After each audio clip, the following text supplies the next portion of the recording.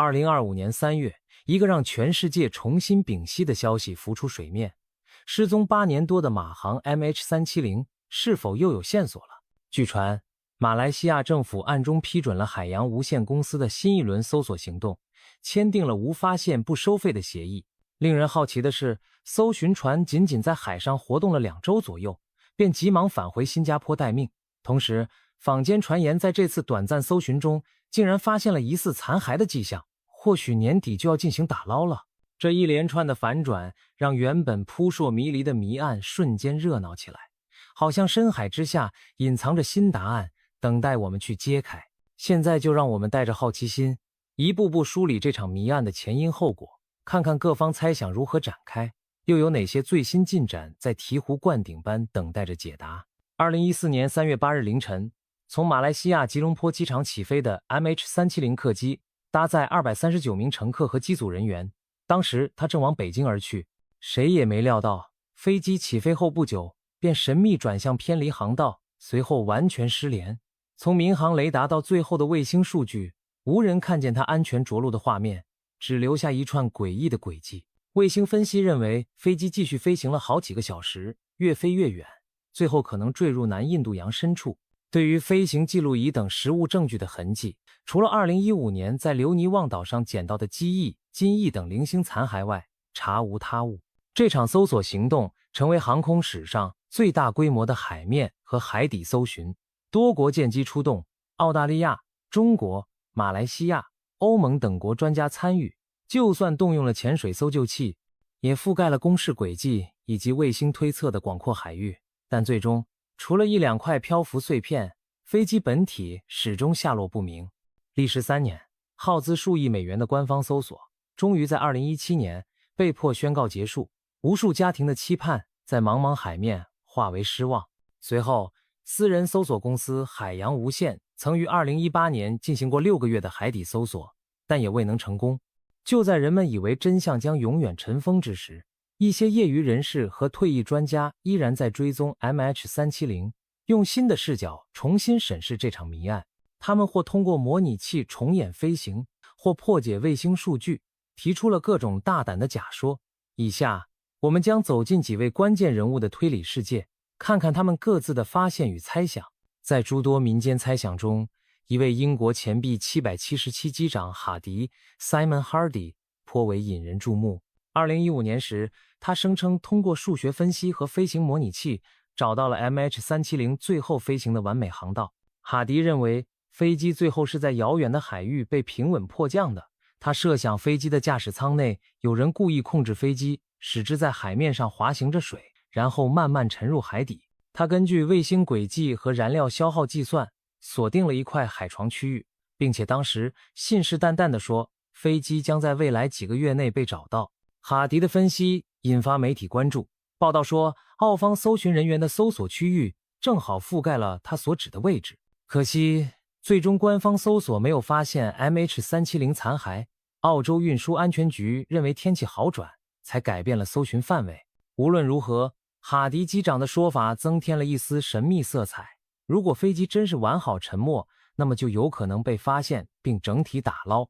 而不是碎片飘零。与此同时，一支法国独立调查团队给出了另外一种解释。前欧航局项目官员让吕克·马尔尚 Jean-Luc Marchand 与退役机长帕特里克·布莱利 Patrick Blally 联手研究了飞机的飞行轨迹和已知数据。他们认为 MH370 是被故意劫持并自杀式飞行的。去年9月，两人在伦敦皇家航空学会分享研究成果。他们推断失联那天，驾驶舱里可能发生了类似德国之翼9525的悲剧，副驾驶被锁在外面，机长独自驾机远航。模拟重现显示， MH370 在马来西亚空域做了一次异常急转弯，随即关闭了应答机和通信系统。根据军事雷达记录，飞机偏离航线后似乎持续上升到很高的高度，再缓慢下沉。种种迹象表明飞行员在主动操作。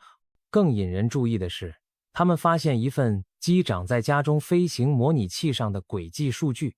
航线竟与澳洲南部印度洋的失事点吻合。由此，马尔尚和布莱利提出，飞机的目的地是精心预设好的一个偏僻海域，并以最低姿态最后着水。他们还根据残骸漂浮方向等因素，推算飞机最终撞击海面的坐标比以前的搜索区南移了几百公里。也就是说，真相可能藏在此前无人涉足的区域里。有人戏称，这项研究如果属实，最快10天就能找到飞机。不管怎样，这个假说重点是 MH370 可能是机长的一场自杀式劫机，他以巧妙手段将飞机带入了一个极难被找到的隐蔽海域。而英国工程师理查德·戈弗雷 Richard Godfrey 则走上了一条科技感十足的道路。他长期沉迷 MH370 谜团，自称使用了一种名为 WSPR 弱信号传播报告器的全球业余无线电网络来扫描飞机踪迹。